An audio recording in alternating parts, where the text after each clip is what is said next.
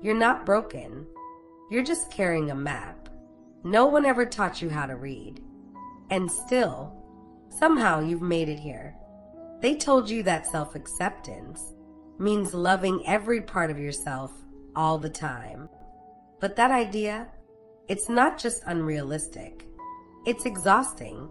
And more than that, it isn't true. Because real self-acceptance, the kind that roots itself deep, isn't about pretending you're fine. It's about ending the quiet war. Inside your own mind, it's about sitting down with your fears, your patterns, your resistance, and finally whispering, I see you and I'm staying. There's something sacred about that. Not flashy, not perfect, but deeply honest. If you've been stuck in procrastination, trapped by self-judgment, carrying the weight of expectations that were never truly yours, then pause here, because this isn't just a video. It's a mirror, a soft return to something ancient and wise inside you, and maybe, just maybe, a path back to your inner light, the part of you that was never lost, just waiting to be remembered.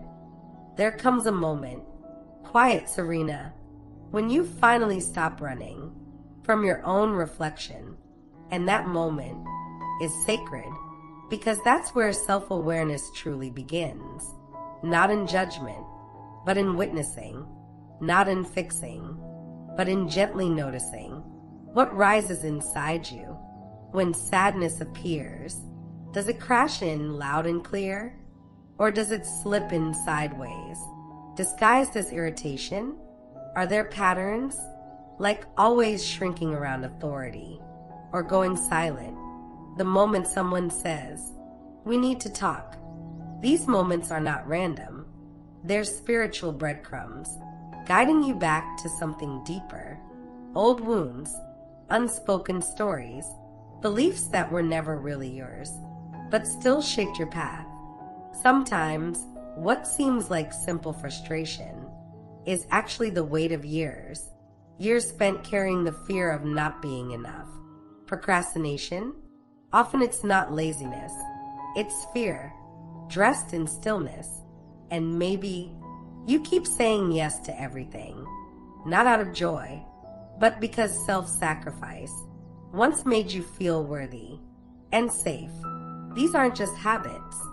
They're soul adaptations, shaped by survival, formed in moments no one saw, but your body never forgot. But something shifts when you begin to notice the signs, the tight jaw, the breath you hold, the smile that hides your truth. That's the awakening. That's emotional wisdom, rising to the surface, quietly, powerfully.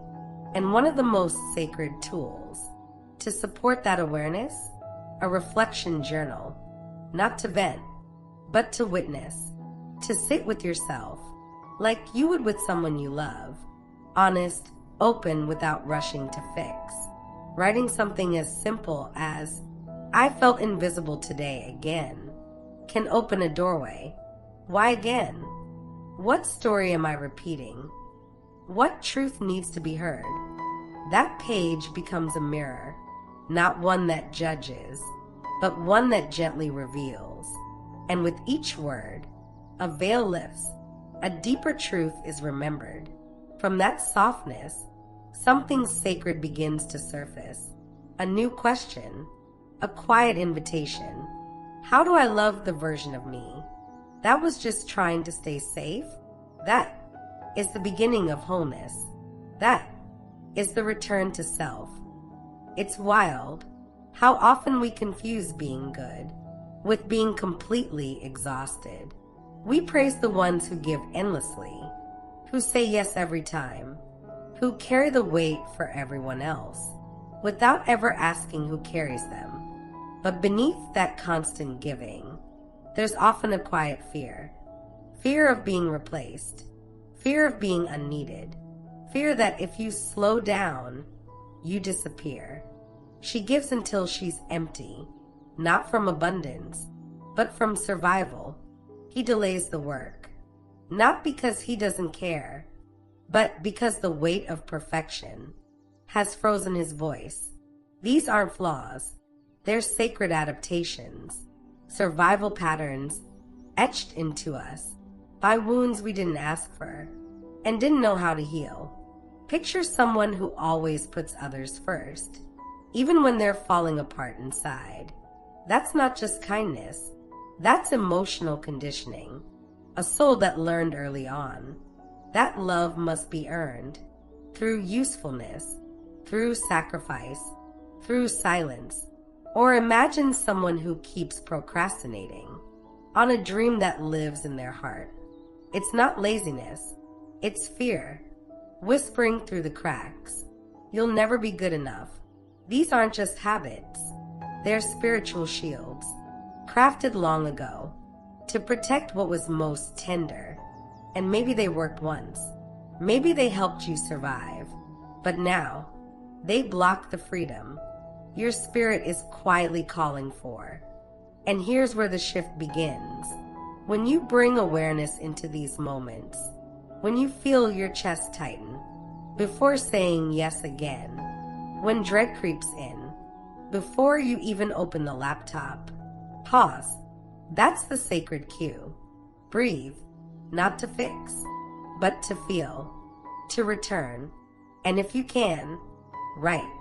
Back to that reflection journal, not as a task, but as a spiritual witness, a page that sees you, without judgment, a flicker of truth. I'm tired. I felt small.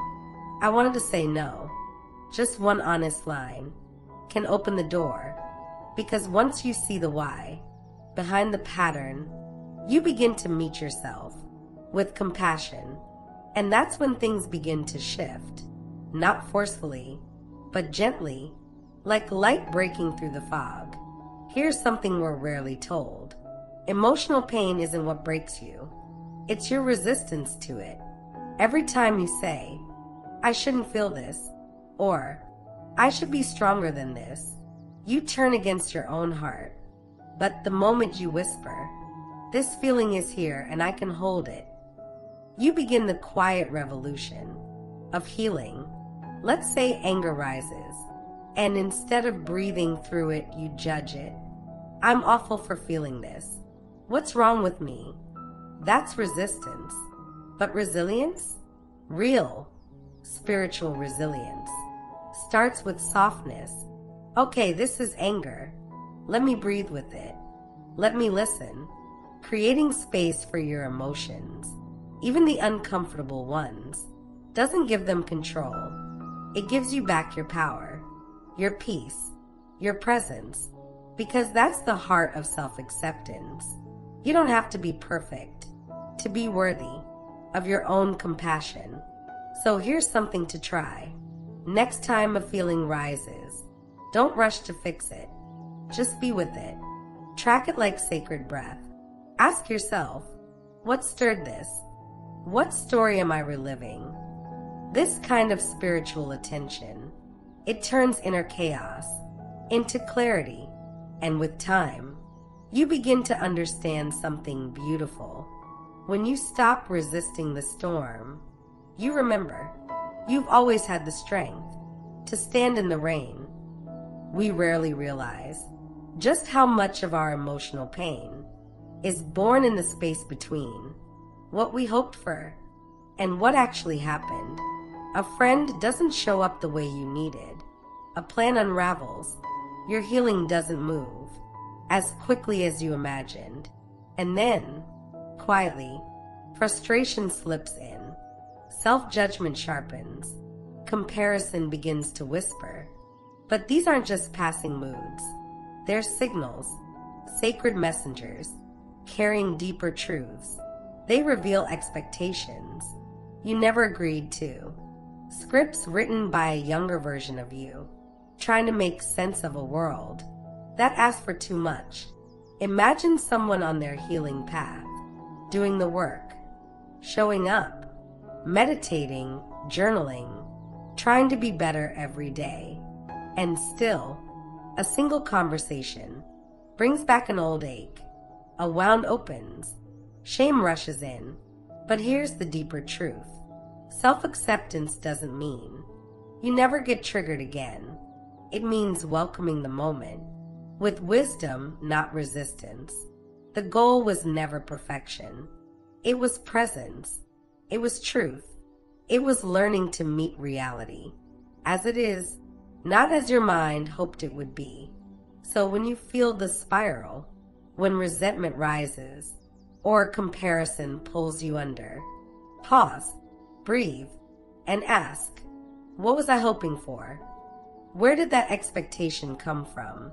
Write it down. Let the page hold it. That journal isn't just paper. It's a sacred mirror. And often when you see clearly, you'll find you've been holding yourself to invisible rules no one was ever meant to live up to. Releasing those expectations isn't failure. It's liberation. It's spiritual clarity. And with each quiet release, you make space. Space for peace, for grace, for lightness. Because every deep healing starts with a single truth.